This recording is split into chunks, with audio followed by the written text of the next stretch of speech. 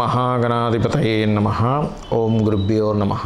ఓం శ్రీమాత్రే నమః. పరమేశ్వర స్వరూపమైనటువంటి జ్యోతిష, వాస్తు మరియు ఇతర అనేకమైనటువంటి శాస్త్రములను మనకు అందించినటువంటి మహర్షులకి నమస్కారం. హయగ్రీవ హయగ్రీవ హయగ్రీవేతియో వదేత్తస్య నిస్సరతే వాణి జన్మకన్యా ప్రవాహవత్ అరుణాం కరుణాతరంగితాక్షీం ధృతపాశాంకుశపుష్పబాణచాపాం అనిమాదిభిరావృతాం మయూకైః అహమిత్యేవ విభావయే భవానీం. శ్రీమాత్రే నమః. ప్రేక్షకులకి ఆ లలితాంబిక అమ్మవారి యొక్క అనుగ్రహం పరిపూర్ణంగా కలగాలని మనస్ఫూర్తిగా కోరుకుంటూ మనం ఈరోజు చెప్పుకోబోయేటువంటి అంశము ఏమిటి అని చెప్పి చూసుకున్నట్లయితే, ఇక్కడ కాందాయ ఫలం చెప్పుకుంటున్నాం.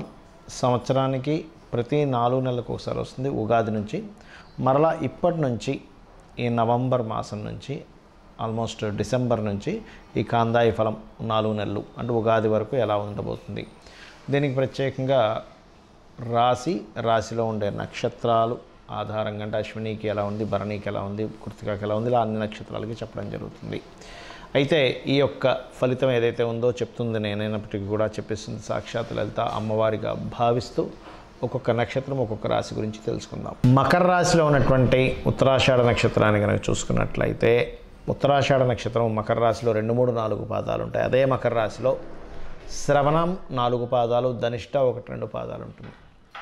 ఈ ఉత్తరాషాఢ మకర రాశి వారికి ఫైనాన్స్ సంబంధించిన విషయంలో కొంచెం కుటుంబ సభ్యులతో చిన్న భేదాభిప్రాయాలు రావడం ఇట్లాంటివి ఉంటాయి, కానీ తొలగిపోవడం కూడా జరుగుతుంది. దాని గురించి ఏం కంగారు పడక్కర్లేదు. కాకపోతే వర్క్ స్ట్రెస్ ఎక్కువగా ఉంటుంది ఉత్తరాషాఢ వారికి. అదేవిధంగా సడన్గా లాభాలు, ఆకస్మికంగా కొన్ని మంచి మలుపులు కూడా తిరుగుతుంది లైఫ్, అందులో ఎటువంటి సందేహం లేదు. 2, 3, 4 పాదాల వారికి. అదేవిధంగా శ్రవణ నక్షత్రం వారికి కనుక చూసుకున్నట్లయితే, ఈ యొక్క మాసంలో గతంతో పోల్చుకున్నట్లయితే, ఎందుకంటే శ్రవణం వారికి గతంలో స్వల్ప ధనలాభం మాత్రం ఉండేది గత 4 నెలల్లో. ఇక్కడ నుంచి కొంతవరకు పార్ట్నర్స్ యొక్క సహకారం మూలంగా, జీవిత భాగస్వామి కావచ్చు, వ్యాపార భాగస్వామి కావచ్చు, శ్రవణం వారికి వారి మూలంగా వీళ్ళ లైఫ్ ఏదైతే ఉందో బ్యాలెన్స్ అవ్వడం అనేటువంటిది కొంత కనిపిస్తుంది. అయితే ఇక్కడ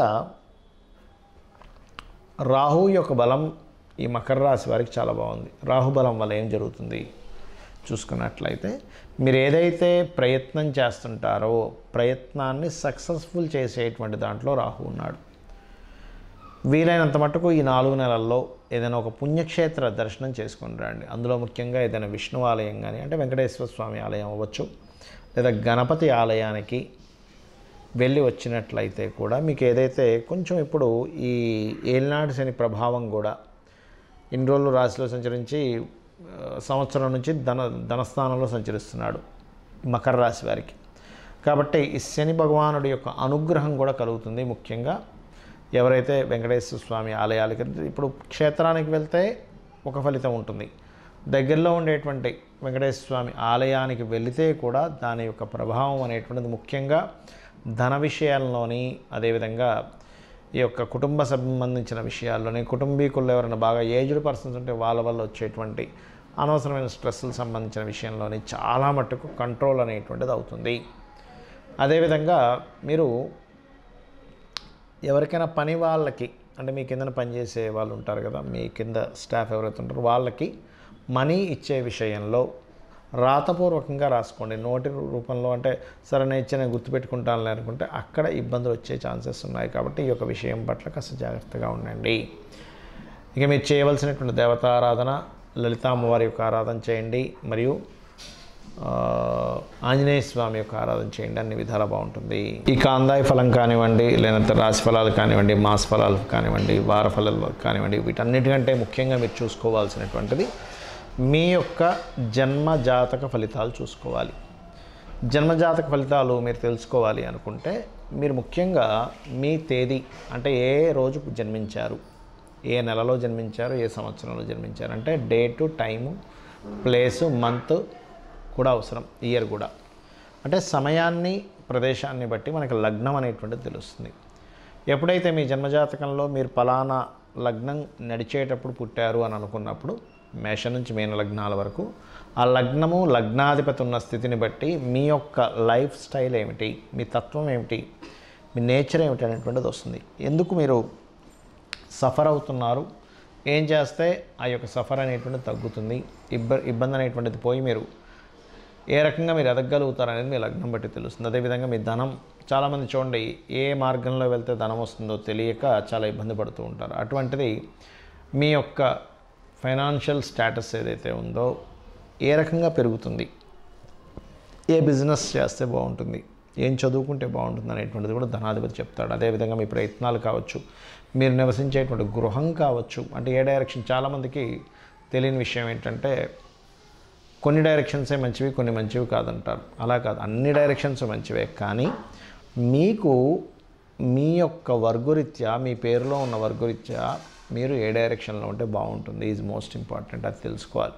అంటే east, north east, south east, west, north west, ఇట్లా రకరకాల మొత్తం డైరెక్షన్స్లో ఏది మీకు కలిసి వస్తుంది, అందులో మీకు కలిసి వచ్చేది ఏంటి, మీ తదనంతరం మీ వంశానికి మీరు సేమ్ ఆస్తి ఇస్తారు కాబట్టి వాళ్ళకి కలిసి వచ్చేది ఏమిటి, ఆ రెండింటికి కలిపినటువంటిది తీసుకోవాలి ఇప్పుడు కూడా. అదేవిధంగా మీ విద్యా సంబంధించిన విషయం కావచ్చు, మీ సంతాన అభివృద్ధి, ముఖ్యంగా మీ వివాహం. చాలామందికి ఏంటంటే ఏ జాతకులకి బ్యాలెన్స్ అయ్యే పరంగా చాలామంది 36 పాయింట్లకి 18 పాయింట్లు కలిస్తే సరిపోతుంది అనుకుంటారు. కానీ అది కేవలం అదొక్కటే చూసుకుంటే పూర్తిగా తప్పిపోయినట్టే. ఎందుకంటే వాళ్ళ యొక్క మీరు ఎవరినైతే వివాహం చేసుకుంటారో వాళ్ళ యొక్క లగ్నం మీ లగ్నానికి ఎంత కనెక్ట్ అవుతుంది, సంతాన భావం ఎంత కనెక్ట్ అవుతుంది, మనసులు ఎంత కలుస్తున్నాయి, ఆకర్షణలు ఎంతవరకు ఉన్నాయి, మహాదశలు ఏంటి, వాళ్ళ పర్సనల్ చార్ట్లో వివాహ జీవితం ఎలా ఉంది. ఎందుకంటే వాళ్ళ పర్సనల్ చార్ట్లో వివాహం బాగాలేదనుకోండి, మీ జన్మజాతకంలో బాగున్నప్పటికీ కూడా అది కనెక్ట్ అవ్వదు సరిగ్గా.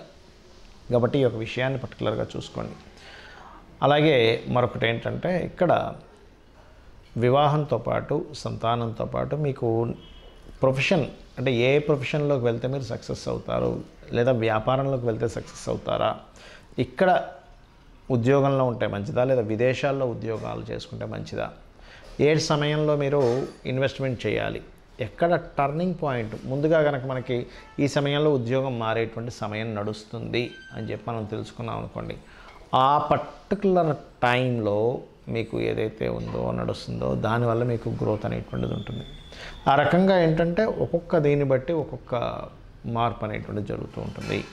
ఈ రకంగా మీ యొక్క జన్మజాతక చక్రంలో ఉన్నటువంటి కాంబినేషన్స్ని బట్టి, మీకున్నటువంటి స్థితిని బట్టి మీ జాతక చక్రంలో ఏముంది, ఏం చేయాలి, ఏ పరిహార మార్గం చేసుకోవాలి. ఈ కలియుగంలో మనం ఏదో పెద్ద పెద్ద హోమాలు, యజ్ఞాలు, లక్షలు, కోట్లు, అంటే లక్షలు ఖర్చు పెట్టే చేయాలి, వేలు ఖర్చు పెట్టి చేయాలని ఏం లేదు. గుర్తుపెట్టుకోండి, చిన్న నామస్మరణ, ధనం లేదు, కేవలం లలితాసహస్రనామాల్లో ఏ నామాన్ని మీరు రెగ్యులర్గా చేసుకుంటే మీకు ఫైనాన్షియల్గా కావచ్చు, సంతానపరంగా కావచ్చు, వివాహపరంగా కావచ్చు అనేటువంటిది కూడా మనం చేసుకోవచ్చు. ఈ కలియుగ మహిమ అంత గొప్పది.